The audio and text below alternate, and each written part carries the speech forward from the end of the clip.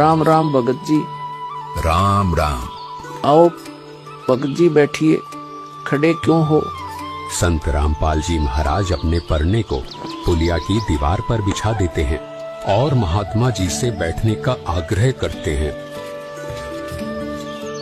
कहाँ से आए हो बेटा, क्या करते हो? भगत जी वैसे तो मेरा गांव धनाना है, जिला सोनीपत में पड़ता है। अब एक छोटा सा मकान बनाकर रोहतक में रहता हूँ। जूनियर इंजीनियर था, लेकिन अब नौकरी छोड़ दी है। बेटा तेरे धनाना और रोहतक वाले घर के बारे में तो मैं अच्छी तरह से जानता हूँ, और यह भी जानता हूँ कि तेरे 2 पुत्र और 2 पुत्री हैं। मैं तो यह पूछ रहा था कि इस जन्म से पहले तेरा घर कहाँ था? अरे इन महात्मा जी को मेरे बारे में इतना कैसे पता है? महात्मा जी जन्म से पहले हम सतलोक में थे, वही हमारा घर था। लगता है ये भगत जी राधा स्वामी पंथ के अनुयायी हैं। इनको सत्य का ज्ञान कराना चाहिए। मेरे गुरुजी स्वामी रामदेवानंद जी हैं। मेरे भगवान कबीर देव जी सृष्टि के रचनहार है, वही सतपुरुष है। कुछ पंथ वाले सतलोक के विषय में तो बताते हैं, लेकिन वे सतपुरुष को निराकार बताते हैं, जो कि बिल्कुल झूठ है। भक्त जी मैं स्वयं संत गरीबदास जी के पंथ से जुड़ा हूँ।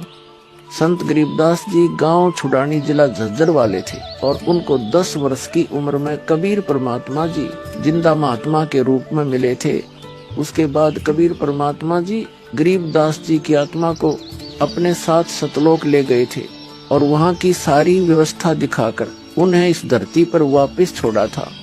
फिर उन्हीं बालक गरीबदास ने सतलोक के बारे में बताया कि ऊपर सतलोक है, वहाँ सारी सुख सुविधा उपलब्ध है, सदाबहार बाग है, नर नारी की सृष्टि है। वहीं पर एक गुम्मट युक्त महल में कबीर परमात्मा जी सिंहासन पर बैठे हुए हैं, और वहीं से कबीर परमात्मा जी इस सृष्टि को चला रहे हैं। हम सब वहीं रहा करते थे, वही हमने जाना है। जो सतलोक में केवल प्रकाश ही प्रकाश बताते हैं, उनका ज्ञान गलत है, वे मोक्ष प्राप्त नहीं कर सकते। भक्त जी उस बालक गरीबदास ने वाणियों के माध्यम से बताया है कि गरीब अनंत कोटि ब्रह्मांड का एक रति नहीं भार, सतगुरु पुरुष कबीर हैं कुल के सिरजनहार। कौन कबीर? हम सुल्तानी नानक तारे दादू को उपदेश दिया, जाति जुलाहा भेद नहीं पाया, काशी माहे कबीर हुआ। बहुत आनंदित करने वाली बातें करते हो, और बताओ कुछ। इन्हें अपना ज्ञान अधूरा लग रहा है। हो सकता है ये नाम दीक्षा लेकर परमात्मा से जुड़ जाए। भक्त जी अगर आपको अपना कल्याण करवाना है तो एक ही तरीका है, नाम दीक्षा। मेरे पूज्य गुरुजी ने मुझे नाम दीक्षा देने का आदेश दे रखा है। मैंने अपना घर और नौकरी छोड़ दी है। अब गुरुदेव जी की ही आज्ञानुसार प्रचार और दीक्षा देने का पवित्र कार्य कर रहा हूँ। बेटा क्या तुम्हारे गुरु जी ने तुम्हें सारनाम और सार शब्द देने का भी आदेश दिया है? इन्हें कैसे पता सारनाम सार शब्द के बारे में? गुरुदेव की आज्ञा थी कि अभी सारनाम को सार्वजनिक नहीं करना है। उन्होंने कहा था कि मुझे स्वयं परमेश्वर कबीर जी मिलेंगे, और वही मुझे सारनाम को सार्वजनिक करने का सही समय बताएंगे।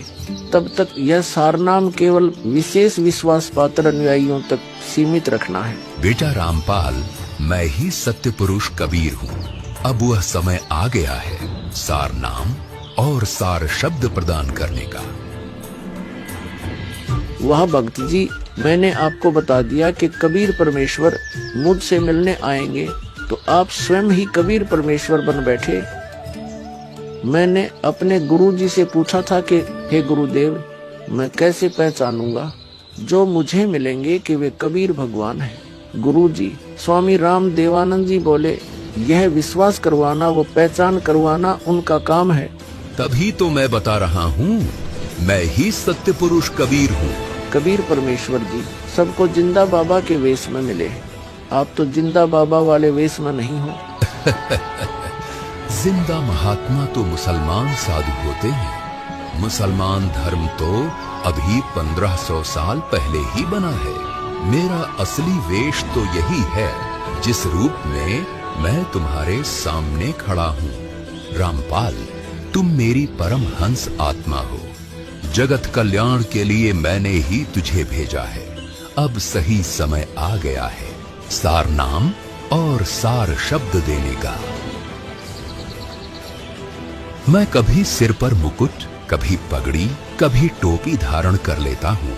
चारों युगों में आता हूँ। सतयुग में सत सुकृत नाम से, त्रेता युग में मुनींद्र नाम से, द्वापर युग में करुणामय नाम से और कलयुग में अपने वास्तविक नाम कबीर देव यानी कबीर नाम से आता हूँ और तेरे जैसी हंस आत्माओं से मिलकर उनका भ्रम दूर करता हूँ। लेकिन अगर तुझे केवल जिंदा महात्मा के रूप में विश्वास है तो मैं तुझे अपना वो रूप भी दिखा देता हूँ। ये देख।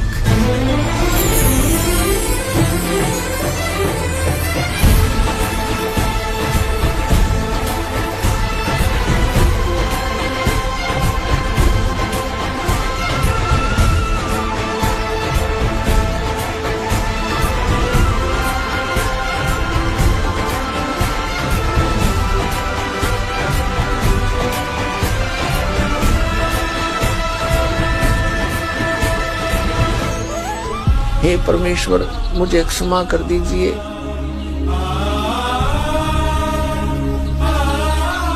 मुझसे अनजाने में गलती होगी।